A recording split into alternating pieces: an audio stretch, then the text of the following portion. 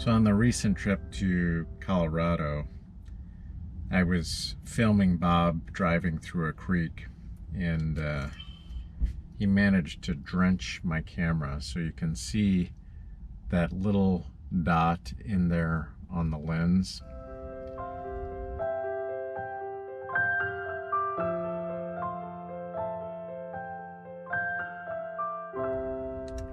Now, his version of the story is that I set up the camera and he said, "Is it okay if I drench it?"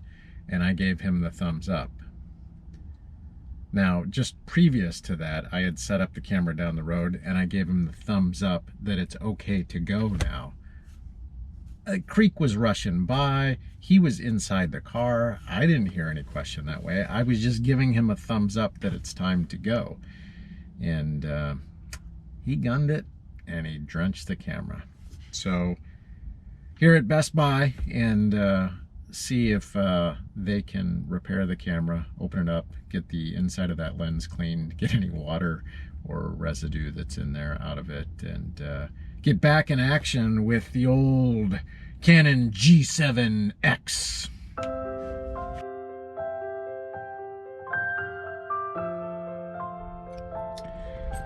Wah, wah, wah. So they only work on cameras that have their protection plan on it, and they ship those out to a third-party vendor to be able to deal with that. So the choice is try to find someplace else in town.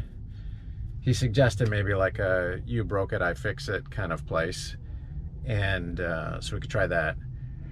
I've got one contact I'm gonna try and see what we can do.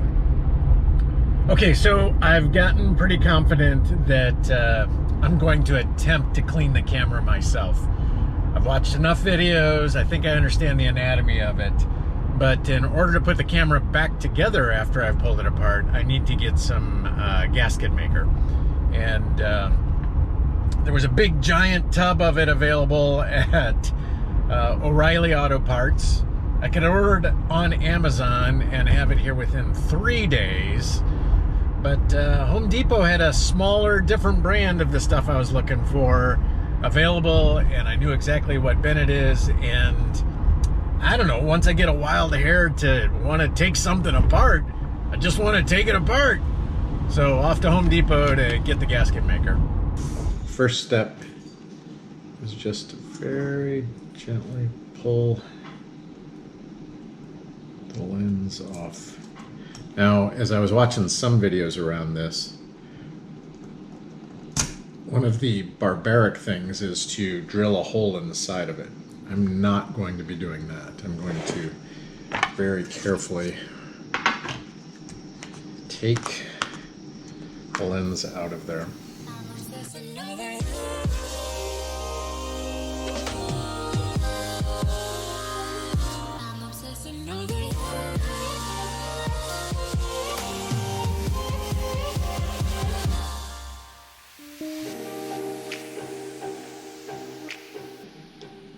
Okay, so I got the lens cover off of there.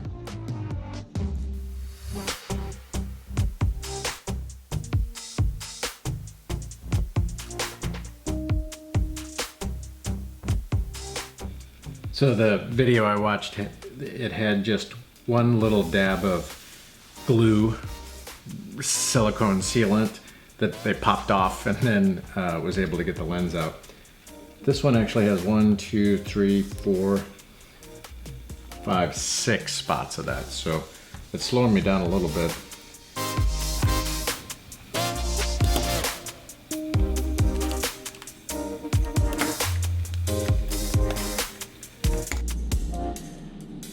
I should have filmed it with the big spot on it. You can still somewhat see the spot there in the middle, but got the lens off and get that spot nice and cleaned up.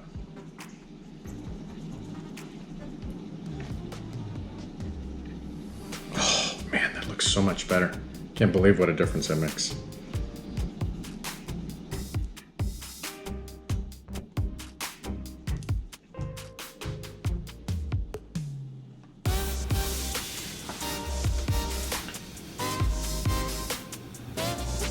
This teeny little tiny spring is driving me nuts.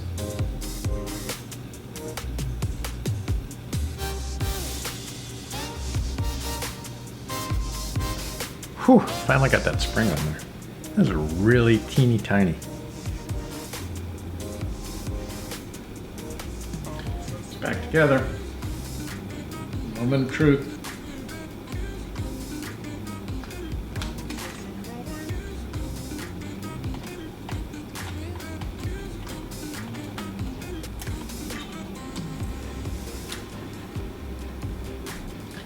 Lenses don't go back together yet. After I'd gotten the camera taken apart and the lens cleaned, I had a tough time putting it back together where the lens cover closed correctly. I couldn't find out why the fins for that were not closing all the way or sometimes closing and not opening back up. I figured it had something to do with this underlying disc not moving smoothly. I was checking the spring, I was checking underneath, to no avail. All right, I had a huge breakthrough on the camera fixing. I found why the little disc that holds the lens cover fins was not closing correctly. And that's because there was the grooves that it slides in, one of those grooves had gotten bent.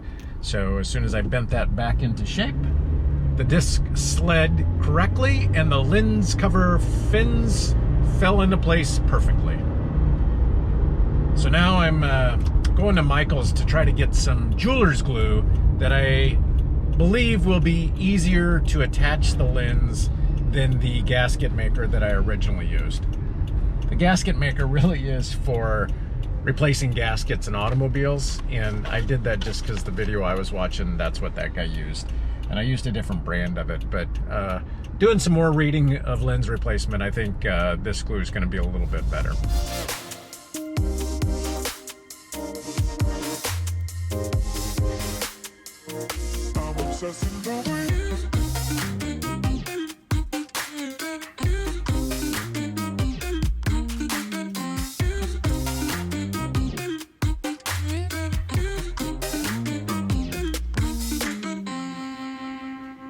Works.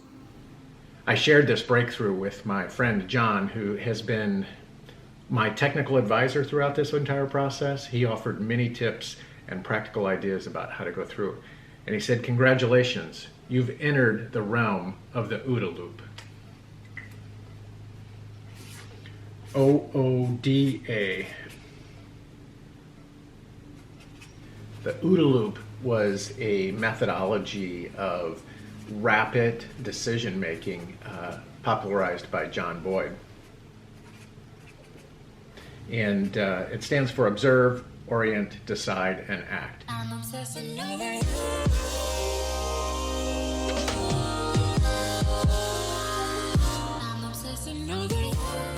So the way the model works is first you observe, and then you orient, so you figure out how that fits in the dynamics that you've got. Then you decide what to do, and then you act. And if your orientation is stuck in old views, old paradigms, old mental models that don't fit the current circumstance, you're not going to learn. And so that's where it was really helpful for me to reorient myself to be able to make sure that I could actually fix this and deal with it. Now, I'm not saying I'm thankful that Bob drenched my camera so that I could build some confidence on learning how to fix this camera and learn more about the OODA loop. But like all obstacles in life, it's what we learn on the outside of it that makes the difference. I'd still rather that Bob hadn't drenched my camera.